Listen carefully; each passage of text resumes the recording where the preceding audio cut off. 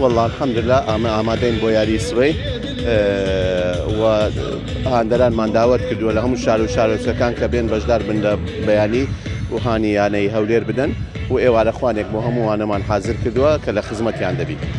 باشە پێشتریش ڕاتان گەیاندە بوو کە ئێوارە خوانێک یاخود ئەو هاندەرانەی سبەی بۆ هاندان یانەی وەرچی هەولێر دێن هەمویان میوانی بەڕێستان بەڵێ ڕاستە و میوانی بەڕێزمانن سەرچاوان بەخێر بێن سەرچاوانیان چەند هاندەر بن چەند هاون پێشترێش گوتم 40,000 50,000 ئێمە ئامادەین جێبەجێ بکەین. چاوەڕێ دەکەن سبەی چەند هەندەر لە یاریگا ئامادە بێت تەسەوەر دەکەین 25 تا 30,000 زیاتریش بێت. سیارەیان بۆ دابین دەکەین و هەمویان بێن و بۆچیان گەڕێنەوە جێ خۆیان.